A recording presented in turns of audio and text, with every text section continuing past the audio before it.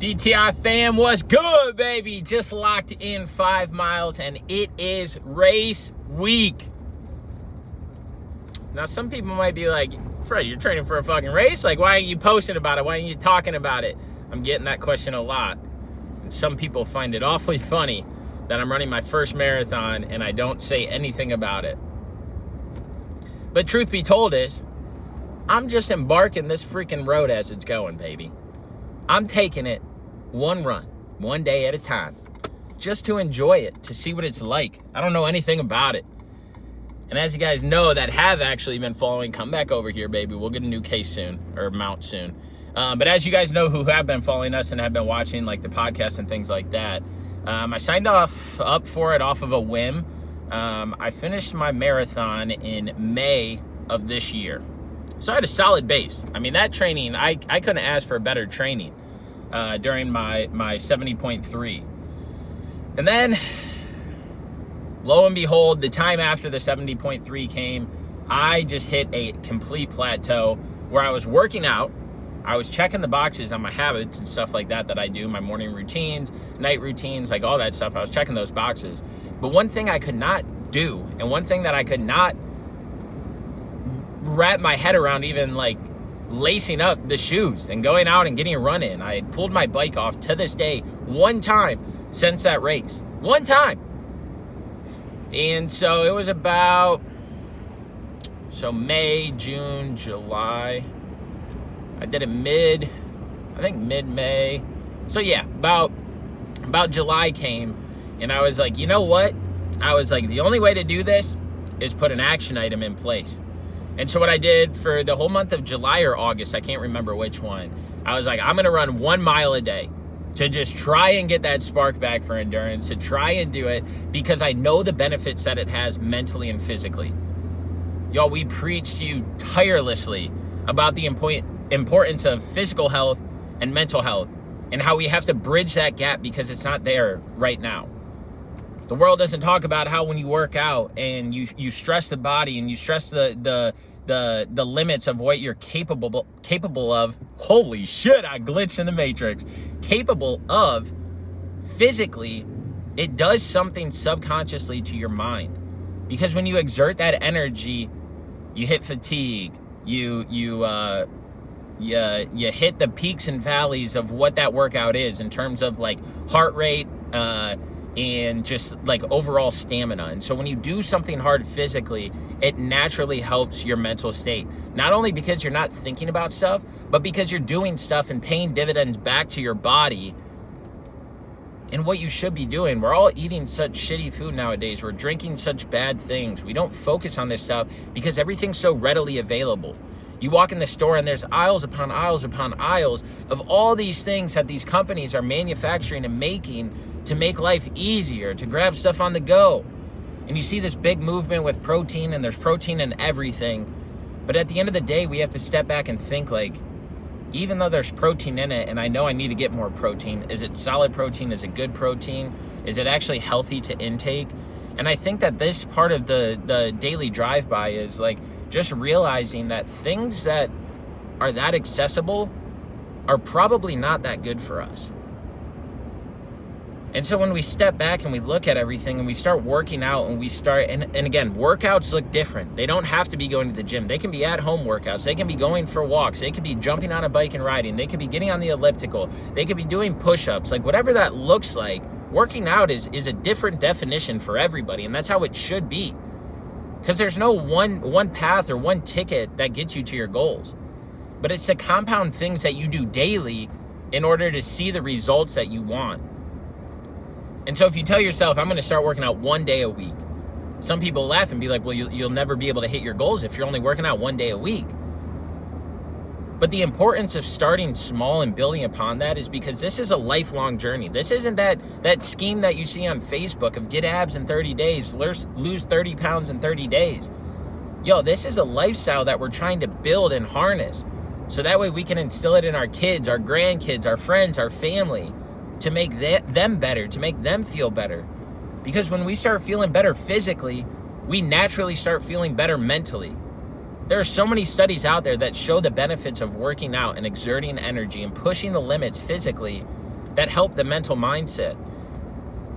So, I wrote on my story this week, I'm like, if you're fucking stressed, if you have anxiety, if you have depression, if you're fatiguing midday, if you're having struggles waking up in the morning, there is no cup of coffee out there that can give you the feeling, that can give you the energy, that can give you the motivation to just tackle the day than starting it off with a workout. And so when I sit here and talk about the physical and mental health and this and that, like, realize that my examples of those, or the things that I lead by, because I think leading by example is the best thing, those might not be what you're focusing on. You might not be focusing on waking up at 5 a.m. in the beginning. You might not be focusing on getting a 45-minute workout in. There's nothing better than a 15-minute workout to start. Do it 1 day a week. But subconsciously, your brain and your mind are telling you that when you check that box, you can do it again, and you want to do it again. And so as you start checking that box 1 day a week, 4 weeks go by, 6 weeks go by, 8 weeks go by, you're like, man, I want this feeling again. So now you start going 2 days a week. Then that grabs traction. You start going 3 and 4. Now you start incorporating walking and running or biking. Now you start incorporating basketball or volleyball or golf or something like that. And instead of riding the golf cart, you're walking the course. Like, there's all these things that this building grows upon. And so when you hear people talk about physical health and mental health, just realize that, like, this shit's a journey. And a journey to see some results on the mental side might take years, which we hate because we want things now. Just like that food is readily available for us to grab off the shelves. You know what else is readily available? TikTok, Instagram, Netflix, Hulu, Facebook, Twitter, Instagram. You get on there and you grab whatever you want. You watch whatever you want. You scroll if you don't want to see it. Not only that, but Amazon 2-day delivery. Like, everything is just so accessible and easy. But easy and accessible are not always the answer you need when it comes to your physical and mental health. So I started off talking about this race because it's race week, and I want to continue on this path because I'm excited for it. Like, I know that it's going to be hard. I know that it's going to be challenging. I know that I could have trained differently for this. But at the end of the day, let's go out there, let's let it fucking rip and see the stories that I take away from this journey. I've done the most amount of miles that I've ever done before during this, we'll call it prep, even though it wasn't a standard prep. I've ran consistently for weeks. I had the base that I built for the 70.3. I know I have it in me. I know that my mindset can take me through there. I know that my body can carry me across the finish line.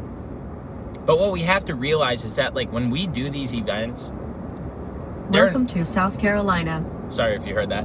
When we do these events, at least for me and for a lot of people that, like, we train and coach, which if you're looking to join a community, like, join ours. Tell us how we can do it better. Tell us how we can do it more. But what we're doing is instilling habits in people's lives so that way they can see change and that way they can see the traction that they want to in life. And so we help you formulate whatever that path looks like. You tell us your goals, we give you the blueprint. You follow the blueprint, you start hitting your goals. And it'll continuously increase month over month, year over year. And that's what's powerful. And so I'm looking forward to the journey that this race has taken me on, the mental battles that this race has brought to me, or the training for the race. And so on race day, I'm excited for those same things, baby. The finish line is just the finish line. Too many people focus on the fucking finish line. But if we always focus on the finish line, then what are we taking out of life? What are we taking out of these journeys? What are we taking out of the stuff that actually means something? Hell, Dylan's More Than Me movement couldn't have been anything more spot on than what it was. These races are more than me. These races are more than him. They teach us things about ourselves. They open our mindset. They open our vision to life and what things can come from it. They instill a little bit better habits in our life. Because if you're putting in this work and you're eating shitty, then what's the result at the end? What are you taking away? What are you learning? And so the year's coming to an end, which is insane to freaking think about. But what's not insane to think about is that you still have time to start on whatever that path looks like. On your professional path, on your relationship path, on your family path, on your faith path, on your future path, on your physical path and your mental path, you can start today. Don't fall into the narrative where it's like, all right, in 2026, I'm going to do all these things. Because again, you're going from 0 to 100, so you're not going to stick with them. It's not going to last. It's not going to stick in your life. And that's the trap that most people fall in. They think, I'm going to start on Monday because it's a fresh week. Who fucking cares if it's a fresh week? Every fucking 7 days it starts back over, baby. And guess what? If you start on Tuesday, that 7 days will come back around next Tuesday. So stop saying that you're going to wait until the new year. You're going to wait until, life calms down, because it's never going to calm down. The best way to have life calm down is when you start taking away what you want. And you start focusing on the things that you want to reach and achieve those goals, dreams, and ambitions. To learn, develop, and grow throughout the process and the journey. And so, yeah, I might have a race coming up. And I might not be talking about it a lot. But what it's doing is it's helping me right now. It's aligning me in the path that I need in life. It's allowing me to look at different angles of life. It's allowing me to think differently on these long runs. It's allowing me to challenge myself differently than I ever have before. And so I want to challenge you to just step out.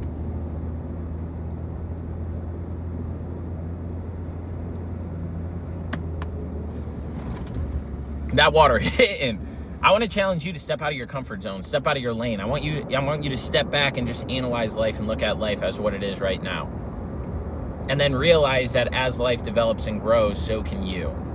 And that life can develop and grow so much better when you start putting a time and attention on the things that matter, the things that are important, the things that you want in life, out of life. And so take time after listening to this video to step back and be like, what are the things that I told myself I was going to do this month or this year? Why haven't I started them? What's holding me back? And how can I be more accountable so that way I actually reach and achieve those to then hit the next tier and the next tier and the next tier in life? So that's the message of today, baby. Sometimes you ain't got to showcase everything in life. Sometimes you got to do things for yourself and ride the path out, ride the journey out, and see the message that you take away from it. But there's always something out there that can get you going. And hopefully it's this video to just take time to step back, view your life from an outsider perspective, and realize that you aren't showing up for yourself the way that you should. And you can be completely on track, but there's still ways that you can show up for yourself more and better, or the people in your life more and better, to progress and to grow.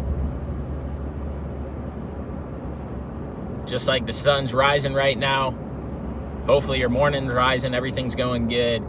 And just go out there and tackle life, man. It is so short. If you've had anybody close to you pass away, you see a different side of life because you realize how short that path is. And so we got to make the most of it while we have it right here, right now. Go out there, have the desire to inspire, reach and achieve your goals, dreams, and aspirations by getting uncomfortable, by failing, by developing and growing. Everything teaches you a lesson. It's just how you're going to take those lessons and apply them in life. Are you going to let them beat you down, or are you going to let them build you up? And that's on you to decide. That's all I got for y'all today. Have the desire to inspire. We'll talk soon. Peace.